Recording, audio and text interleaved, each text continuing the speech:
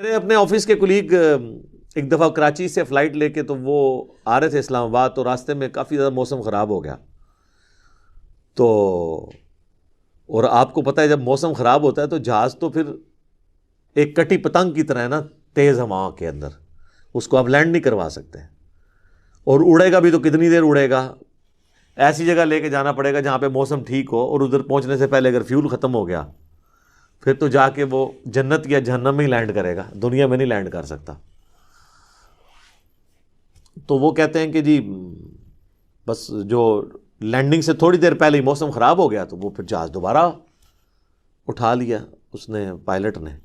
لیکن وہ جہاز قابو میں نہیں آ رہا تھا. اور آپ کو پتہ ہے وہ پھر اچانک جو ہے نا کافی زیادہ گہرائی پہ وہ نیچے آتا ہے جہاز، یعنی ہوا میں اگر وہ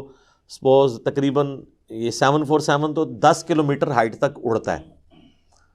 تو وہ ایک کلومیٹر ایک سیکنڈ میں ایک دم نیچے آتا ہے. وہ جب ایک دم نیچے آتا ہے نا تو وہ ظاہر ہے کہ اگر آپ نے سیٹ بیلٹ نہیں باندھی ہوئی تو آپ جا کے تو جہاز کی چھت سے جا کے لگیں گے، تو وہ بیلٹ پہلے بندھوا لیتے ہیں. اور پھر وہ اتنی زور سے کانپتا ہے، یہ تو میں نے خود بھی چائنا کی فلائٹ میں ایئر پاکٹس آتی ہیں پاکستان سے چائنا جاتے ہوئے، اتنی زور سے کانپتا ہے وہ جہاز کہ لگتا ہے کہ وہ یہ ابھی ٹوٹ جائے گا، ٹکڑے ٹکڑے ہو جائے گا. کیونکہ وہ ویسے تو انہوں نے ظاہر ہے وہ ہمارے علماء کرام نے تو نہیں بنایا ہوا کہ ناخالص ہو، وہ یعنی بڑا صحیح ڈیزائن کیا ہوتا ہے انجینئرز نے، اور اس کے اندر پوری ایک شاک ابزارو کرنے کی صلاحیت ہوتی ہے. وہ ہلتا بھی رہے نا وہ ٹوٹتا نہیں ہے، اس میں کافی ٹرسز لگا کے لچک موجود ہوتی ہے. بہرحال پھر بھی جو بندہ اندر بیٹھا ہوا ہے اس کو تو یہ سارے لوگ تو سائنسدان تو نہیں بیٹھے ہوتے، اور لگتا ہے کہ جناب ابھی جان گئی کہ، تو وہ جناب وہ کہتے ہیں کہ جی یعنی اس طرح لوگ کلمے پڑھ رہے تھے اور جناب چیخو پکار استغفر اللہ، جیسے کہ ابھی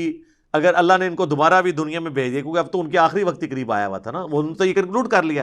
تو یہ اب جاتے ہی جو ہے نا ادھر سے مطلب سیدھا گھر نہیں جائیں گے، یہ مسجد میں جا کے پہلے وہ سنت والے 2 نفل پڑھیں گے جو سفر سے واپسی میں پڑھے جاتے ہیں. اور جتنی بے پردہ عورتیں اتریں گی یہ اتر کے اب جا کے پردہ، یعنی وہ بلکہ یہ جہاز میں بیٹھی ہوں گی اور موبائل پہ کہیں گی کہ جی برقع جو ہے خرید کے لے کے آؤ، ادو تک میں لینا ہی نہیں جہاز تو جدو تک کہ منو کو برقع نہیں دے گا، ٹھیک ہے نا جی. اور جو ہے نا وہ نماز کا ٹائم ہوا ہے تو وہ جہاز میں پہلے نماز پڑھیں گے تب نیچے اتریں گے، لیکن ایسا کوئی نہیں ہوتا. اس ٹائم چیخیں ہوتی ہیں اور لگتا ہے کہ جناب گئے کہ گئے.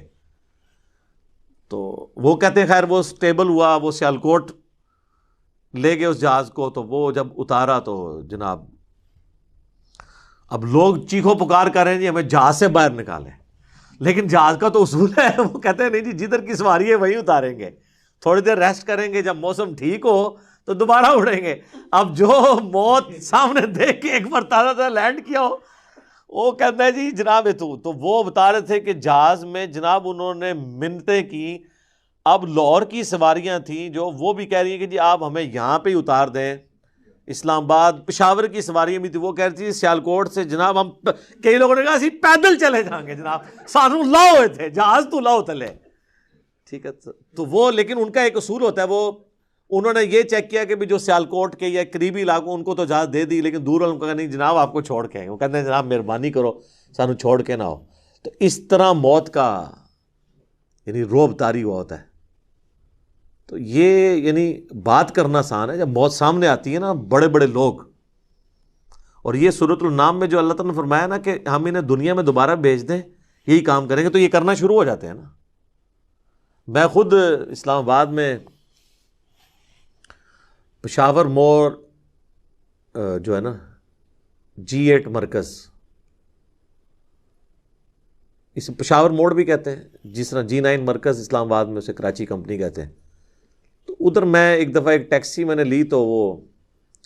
ٹیکسی والے سے میری ڈسکشن شروع ہوئی، تو وہ کہنے لگا جی مجھے تو اللہ تعالیٰ نے نئی زندگی دی ہے. کہتا ہے جی میں ادھر ہی کھڑا ہوا تھا تو پیچھے سے ایک بڑا ٹریلا آ کے چڑھ گیا. یہ ٹریلے آپ کو پتہ ہے کس سپیڈ پہ چل رہے ہوتے ہیں، یہ بڑے بڑے جو وہ ڈیمپرز جن کو ڈیمپر کہتے ہیں. اور کہتا ہے جی میں تو گھر والے بھی آ کے بس سارے رشتہ دار ایک ایک کر کے مل کے جا رہے تھے. شفا انٹرنیشنل میں وہ کئی ہفتے تک وینٹیلیٹر کے اوپر رہا. وینٹیلیٹر پہ اس طرح کے جو لوگ ہیں بہت کم ہی ہوتا ہے کہ واپس آئیں. پھر آہستہ آہستہ ریکوری ہو گئی، یعنی وہ تو موت کے منہ سے بلکہ نئی زندگی لے کے واپس آیا. تو میں نے اس سے پہلا سوال یہ کیا کہ اب تم مطلب زندگی کیسے گزار رہے ہو، نماز پڑھتے ہو، مسلمان ہو؟ کہتے جی ٹائم لگ جاتے پڑھ لیتی ہے۔ تو میں نے کہا صدق اللہ العظیم، اللہ نے سچ فرمایا، اگر ہم انہیں دنیا میں دوبارہ بھی بھیج دینا پھر یہ وہی کام کریں گے جو یہ کرتے رہے۔ تو اتنا قریب سے بھی موت کو دیکھ کر لوگ جو ہے نا وہ پھر بھی یہ باز نہیں آتے اپنی حرکتوں سے۔ موت بہت بڑی حقیقت ہے، کاش اس پہ ہمارا ایمان بھی اس لیول کا ہو تو پھر انسان کا قبلہ درست رہتا ہے۔